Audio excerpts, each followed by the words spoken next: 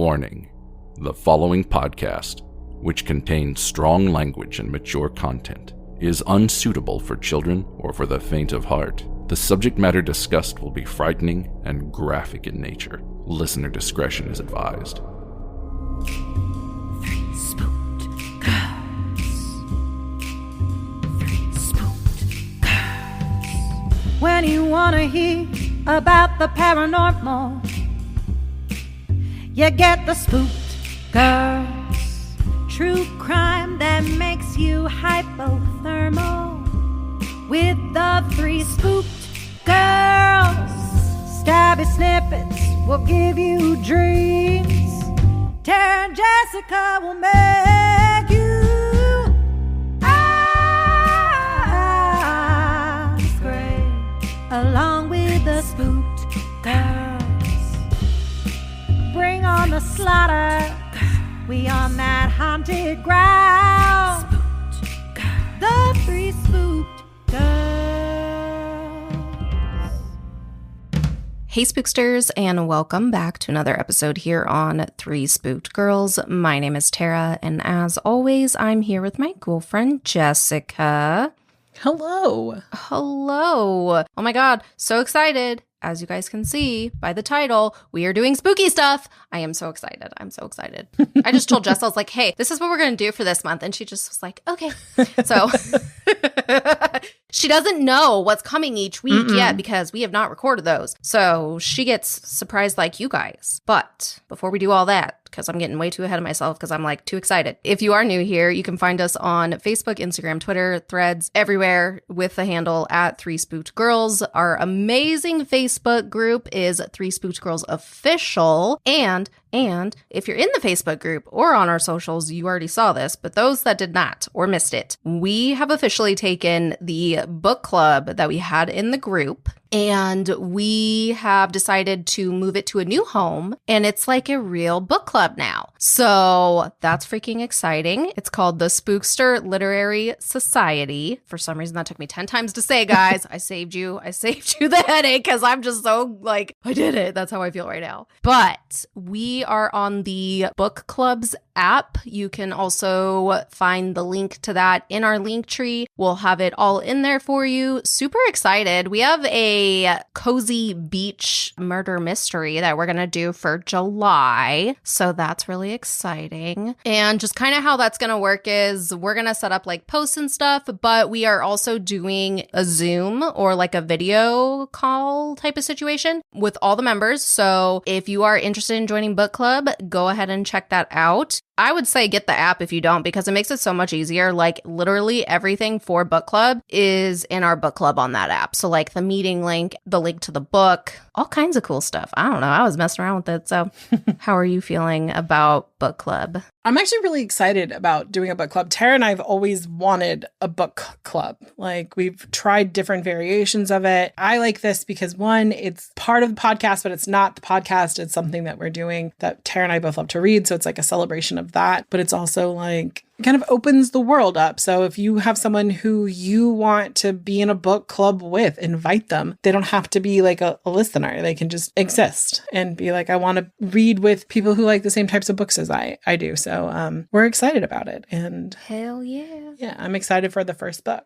Yes. Oh my gosh. Yes. So excited. And they'll be on the last Sundays of the month, and they'll be like kind of like in the evening. So everyone can like be home, be chilling, and then just come talk about the book with us. So I'm really excited. And if you would like to support the show, you can go to patreon.com/3 Spooked Girls. For as little as $1, you get 1 bonus episode a month. And if you're a 5-nut patron, you already know they are getting 2 episodes a week right now. So they are getting the main feed episode, and then they're also getting our Gypsy Rose series, which I'm like, it's turning out so good. I'm like partially sad we didn't just put it on the main feed, but I think it's a perfect thank you for patrons and stuff too. So it's been a lot of fun because at this point, It has been. like, y'all know, or if you're newer, you may not know, I'm obsessed with reality TV. And then this is, it's Gypsy Rose. So it's just like perfect. I love it. It is. It's the perfect crossover. It's great. I'm not a big reality TV show fan. That's like the one thing Tara and I differ on. But I've really enjoyed this. It's been really well done. And I think also the fact that like we've just kind of been along the ride for this. Like we started talking about Gypsy in like, I want to say 2019 when the act came out. And it's just, we've kind of watched like the progression, and she got out and we've talked about it. So it's great. And then you get to go over there and hear my opinions on people. And you guys know that I'm unabashed sometimes. And I am feral on those episodes. So if you're looking for some feral Jessica. Oh my goodness. It's great. It's great. Check it out. This week, episode 3 would have released already. So definitely check it out. And there's also a ton of backlog. Just like here in the main feed, there's so many episodes over there. You guys can check them out. And besides that, I don't think I really have anything else. So I'll go ahead and get us into our episode. So Summerween, it was time for spooky stuff. I couldn't take it anymore because we're going to do another doc. And I'm really excited for that doc that's coming after Summerween. But I had to insert this because I don't think we've ever done a Summerween type of thing. No, we have not. No. Mm-mm. Wow. Look at that. 5 years later and we still find new stuff. I'm so proud of us. This episode's probably gonna be a little weird, guys. Sorry. Okay. This episode, I'm calling it Dark Summer Camp Experiences. So these are like, think if you've listened to the Dark Reddits episodes I've done, think that. But these are all having to do with real summer camps. So these are real stories. Ooh. I know. And I was like, you know what? I always think of the slashers at the summer camp. So I was like, this fits perfect. The first story reads, I thought he was security. This was early 90s at a school camp. I got up during the night to go out to the camp toilet. It wasn't far away. I could see it from our tent. There wasn't anybody around. On my way back, I spotted a man I didn't recognize shining a torch inside of the boys' tent to make shadows appear. It's like a flashlight. When he saw me approach, he put his torch away and walked away, but was sort of hovering around the campsite. I thought he was campsite security and that I was going to get into trouble for leaving my tent during the night. So, as I was an anxious kid, it kept me up all night. As I couldn't sleep, I noticed for a good hour or so that the guy was still walking around and shining his torch into the side of tents. I could hear him and I could see the light. In the morning, I was falling asleep at breakfast and my friends were talking the piss about it. One of the teachers noticed and thought I was getting sick, so she came over to ask if I was all right. I said I had been up all night because of the camp security guard shining his torch into tents. She looked horrified and said, "What camp security?" Dun, dun, dun. Right? And went off to tell one of the male teachers. Turns out that the campsite didn't have any security and the cops were called. It ended up being some guy who was known in the area for being a sex offender, and he had recently been released from prison, and he was living near the woods in a tent. That's not good. No. It's not good at all. That sounds like a refund to everybody.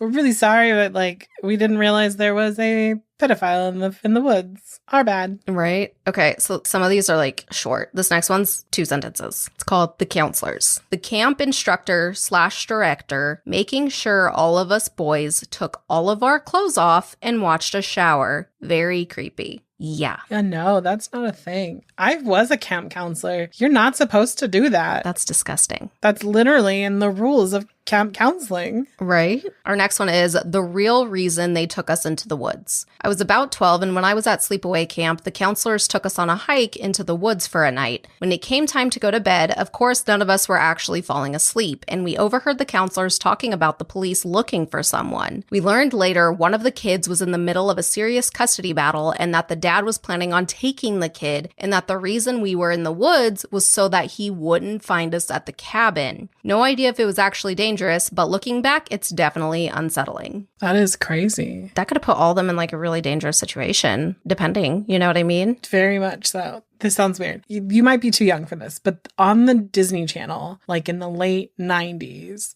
there was this show called Bug Juice. Yes. Did you watch it? Like, this is giving me like, I'm like, oh my God. Mm-hmm. I wanted to be on it. When you said sleepaway camp, I was like, because I went to like church camp, which was like 5 days, I guess, sleepaway camp. But I always wanted to go for like, you're gone for 11 weeks. Yeah, like Parent Trap. I always wanted to be like, peace out, homies. Right? And I wanted to find love on that show. Just like all the, like there was this one girl on there and she had like 14 boyfriends over the summer. Yes. I wonder how all those people are doing now. That is what we need. Stop showing me the little rascals. Like, I've already seen them. Someone track down all of the bug juice people. Please. And report back to us. Thank you. Get on it.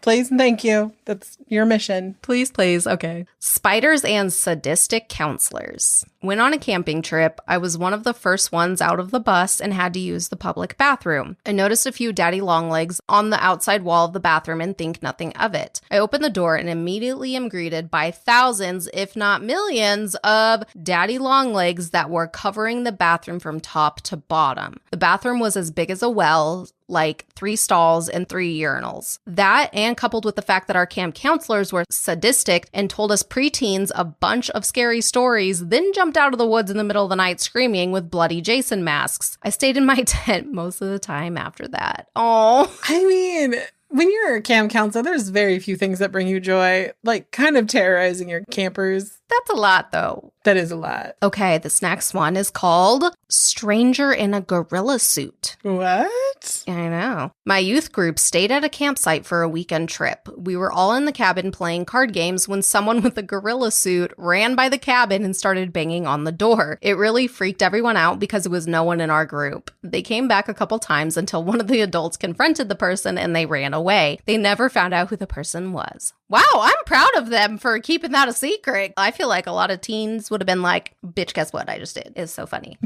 It's probably like a local. It's probably like a local who like really hates the kids who come to camp and is like, I'm going to fuck with them for fun. If I lived near a camp, I'd be like, there's a new batch of campers. Let's get our gorilla suit out. Come on, think about it. It'd be a little fun. Oh my God. That is funny. And get some of the counselors and like, oh my God, it could be a whole thing. So this next one's called Neglect. We were playing soccer and somebody shattered my leg, broke it in 8 places. There was no swelling, so they said I was faking it and they wouldn't take me to the hospital. They sent me back to my cabin for the night. I hopped around for a day, but the next night I was in too much pain to sleep, so I limped to the nurse's office, broke in, and took a handful of Benadryl just so I could sleep. Oh my God, this poor person. Oh my God. That night, a group was doing an overnight in a 3-sided shelter and decided to have a peanut butter fight before bed. One kid fell asleep with peanut butter in his hair and woke up, oh my God, and woke up when a skunk walked into the shelter and pulled a piece of his scalp out.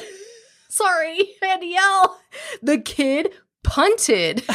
I guess there's just more to it. The kid punted the skunk out of the shelter, which caused it to spray everyone overnight. Guys, I have so many feelings about this. Oh, apparently there's more. Oh. So they put in quotations, to take the kid for rabies shots, so they might as well, that was in quotes again, take me along to get x-rays since they were going anyway. Weird. And then they wrote, Helen Keller could have pointed out the breaks on my x-rays. So it was like bad. Oh my God. I have several questions. One, what the fuck is a peanut butter fight? Apparently like a food fight, but like that sounds like such a bad idea. It's not, okay, like, it's not like you can grab, it's not like mashed potatoes, because you think of like food fight, like I automatically think mashed potatoes and like spaghetti. For some reason, those are being served at the same time in the same cafeteria. But you pick up the mashed potatoes and you chuck it. You can't do that with peanut butter because it's like the amount of peanut butter to get that would be the whole jar. Mm-hmm. Y'all are nasty. Also, like, shower animals. You're not in an enclosed space. No. And then it just makes me think of that poor kid from Quiet on the Set with the peanut butter. And I'm just like, sad. Okay, our next one. Rumors of an Axeman. When I was young, like 11 or 12, and I was at Girl Scout camp. One night after lights out, we were told by our counselors to stay in the cabins, latch the doors, oh, this is serious, and get under the beds and turn off all the lights. Some old guy had gotten drunk and trespassed. He had been walking around the property, but luckily didn't find any of the campgrounds. Rumors were he had an axe, but I don't know if that's true. A drunk man with an axe? Yeah, no thanks. Just, oh my God. Like, camp seems so weird. These are all different ones. These aren't all the same one. No, I know that. But it's just like, okay. It's like such a weird thing where it's like, this kind of shit happens at every single camp. Like every single campground, every single like kind of place has these like something happens stories. I have a ton of camp stories. Oh my God, that might have to be a Patreon episode. Love it. It'll be fun. All right. So our next one is called archery. This person wrote, went to a Boy Scout camp in the mid-late 90s. They had an archery range and we were all learning how to shoot. They were big on safety, but it was the 90s. So anyways, everyone shoots and we are downrange getting our arrows when we hear someone yell out in the covered shooting area. I look up and see this kid holding an arrow at full draw and let's go. Hits the kid standing 5 feet from me in the arm. It's chaos. Everyone's running around and screaming. The kid with the arrow sticking out of him is just staring there in shock. Next year, there was no more archery training. This is giving very Pete from Ghosts vibe, where he got shot in the neck and died and had to stay on the property. That would suck so bad. But also, can you imagine being that kid going back to school, like the first day of school, be like, how was your summer, Billy? He's like, well, some kid shot me in the arm with an arrow. Oh my God, right? Just the amount of people who would be like, I don't believe you. Right? Oh my gosh. Okay, our next one is deep wilderness. So we're going to go to Canada for this one. We were on this really long canoe trip in northern Ontario, like deep wilderness. We were on this gorgeous clear lake when we found a secluded beach. It was really beautiful, so we decided to stay there for the night. The whole day and even sitting around the fire that night felt weird, but I couldn't really place my finger on it. I woke up in the middle of the night to the sound of soft country music. None of us had a stereo, so I stuck my head out of the tent to see what the fuck was up. There was a bald guy going through our campsite, picking up stuff as he went along. We made eye contact, and he put his fingers to his lips and made a shush sound, so I hid in my sleeping bag. I can't remember what he took, but it wasn't much. It turns out that there is a pretty significant, it says hermit, but I'm assuming that means like maybe homeless, population in northern Ontario. Hermit would be like, I live in my own cabin in the woods, and I don't talk to people. Oh, interesting. That's how I always understood like the lore of like woodsy people. There was always like hermits. So like, and it always turned out to be the kind-hearted gentleman who just didn't like being around big noises. Could be. That's how like every 90s movie with a guy who lived in a cabin that was misunderstood.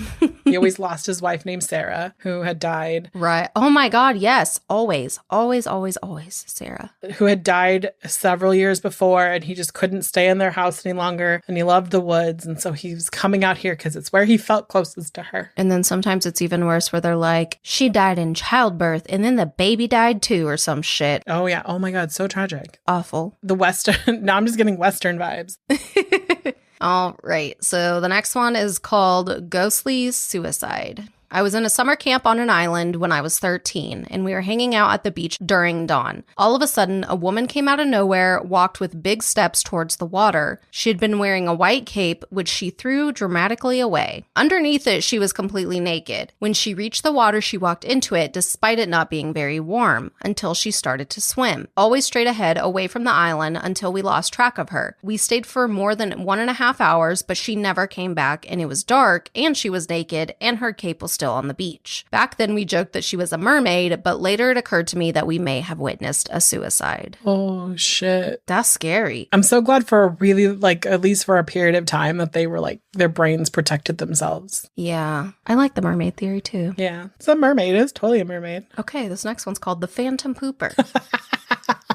I'm so excited. Go ahead. Church camp, early 2000s. Someone was pooping in suitcases. Everyone was worried they would be targeted, but no one knew who it was. A counselor and other members were hit. They even got away with pooping in a large gathering area with many people around. I don't think they ever got caught. Why does this sound like something that happened at one of my church camps? Literally. Oh my gosh. That's so funny. So this is just called church camp. Church camp made us burn our panties that were shameful to God, yet kids were doing all kinds of sexual stuff in the woods. Checks out. Yeah, no, church camp is the place where you go to learn things. Yeah. But it's not about God, I'll tell you that. No. Okay, the next one is called staff. Talking to my friend who says she has to review counselor resumes, and I joke, need to screen out pedophiles? Her, deadpan, says, no, you look for pedophiles in the support staff, the cooks, the janitors, and stuff. Like you want pedophiles? No, like that's where you pay extra attention is because they'll apply for jobs like that. Oh, that makes more sense because you wouldn't want to have direct contact with a child.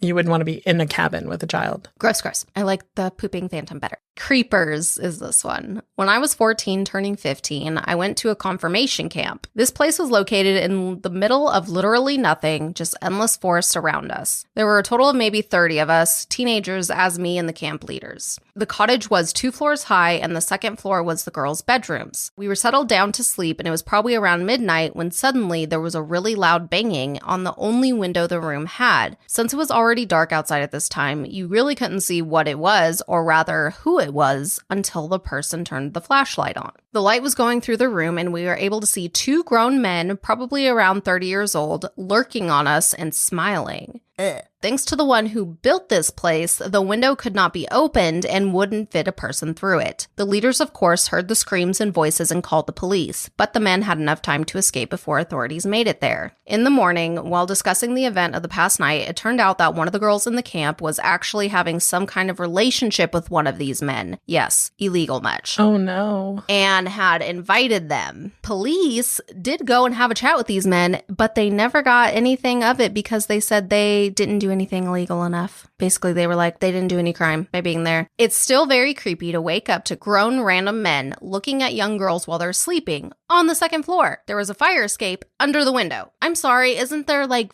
isn't voyeurism? Can't you do something about that? Or like being a fucking peeping Tom creep? Probably not, huh? It depends on where they are and like how severe it is. And like, if it's a real rural area, they might not like, they might just like give them a ticket. Like, it might not be something crazy. Unfortunately, yeah. This one is called I Went Home a Different Person. I was 15 years old at summer camp in upstate New York. One of the older counselors, about 22 I think, cornered me in a dark cleaning supplies closet one afternoon. He started kissing me and grinding on me while grabbing my ass and pulling me into him. It lasted about 20 seconds, but I still remember it like it was yesterday. Another male counselor had a bunch of 9-year-olds hold me down and grab me all over. It was terrifying. I went home after that summer a different person. I left home 9 months later at the age of 16. It wasn't because of that specifically, but after being molested by my grandfather from ages 3 to 9, and then a couple of guys in summer camp, I lost faith in my parents' ability to protect me. Damn, that's sad. See, you gotta do like big ass background checks. Yeah. And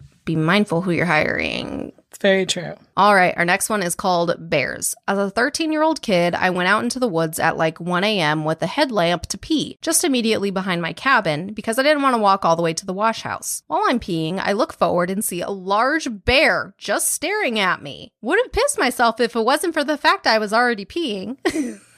Either way, I finished my business while he stared at me and walked backwards back to the cabin. He turned around and walked away, but there was no chance in hell I would turn my back on a bear and run the other way. Yeah, smart kid, smart kid. That'd be like the worst thing to do. Also, the bear was mad because you stopped him from peeing. True. He was like, I came out to go to the bathroom and you're in my space. The amount of times of being at summer camp and they're like, guys, you can't go out at night because there's a bear. And I'm like, then why the fuck are there kids here? A kid is going to get eaten by a bear. Oh my gosh. Okay, so this next one is called Ghosts. During the summers, I would spend a month or so visiting family in Michigan. Some of my cousins my age would go to camp in the up called Hiawatha. The cabins we got assigned for the week had about 6 campers and 2 counselors, and we were spaced far apart from each other deep in the woods, away from the common area. There were stories about a father and a son who were hunting near the campgrounds during the off-season. So the story went that the father thought he saw a big buck and took a shot at it, only to get to the deer and find out that he had shot his son in the neck.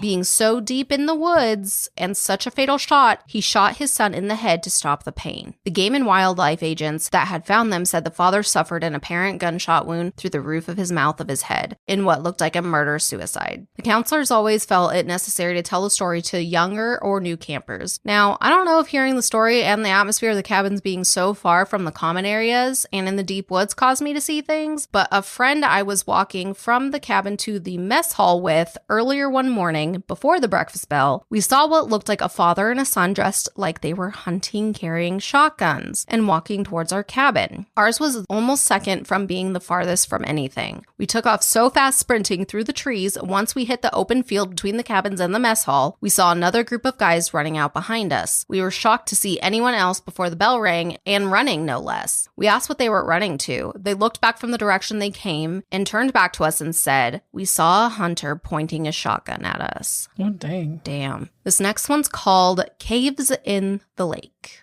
Every year I went to the same camp, and every year they tell us 3 things. Watch out for banana spiders, don't have sex, and don't attempt to dive down the lake. The lake in question has many caves at the bottom of it and is probably about 50 to 100 feet down. They used to teach scuba diving lessons, but haven't since a counselor drowned. Nobody has scuba dived in the lake or attempted to reach the bottom for 15 years. The stories are passed on from counselor to counselor, and all is relatively the same. A group of kids didn't see their counselor, searched for him, came back up when oxygen got low, and alerted another counselor. Counselors went in to the water to look for him, and people checked every inch of this camp in the middle of the woods. People were praying that he wasn't out in the water and somehow got out. 3 hours later, his body was found and taken from the water. He was 22 years old and gone just like that. Damn. Underwater cave things freak me out, so I'm good. I don't like caves in general. We got 2 more short ones, and that will be the end of this installment. Okay, this one is called Attempted Murder. I went to a Girl Scouts camp when I was around 8 years old, so this was around 2001. All of the counselors were young 20-year-olds. There was a girl in my group who did something to piss off the counselors. I don't remember what it was, but I know it was minor. In the middle of summer and super hot, and she was moderately overweight, they made her sit in the sun and wouldn't allow her any water as punishment. They were terrible people and made me afraid of them as a kid.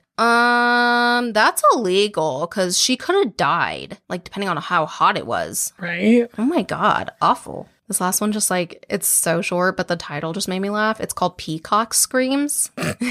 So this person said, I went to a camp that was half a mile from a peacock farm, and I gotta say, peacocks screaming echoing through the middle of the night are fucking terrifying when you're 10 and nobody told you there was a peacock farm nearby. I could see that. Yeah. I could see that. As an adult, that would be terrifying. At least the camp I went to, like, it was next to a cattle ranch, which, by the way, the cattle ranch was, like, next to my dad's. It was my dad's friend's cattle ranch. But the cows would, like, because cows do, like, scream. Like, they moo, scream in the middle of the night. Yeah. Like, city kids would be like, the fuck is that? And you'd be like, it's a cow. Calm down and eat your fun dip.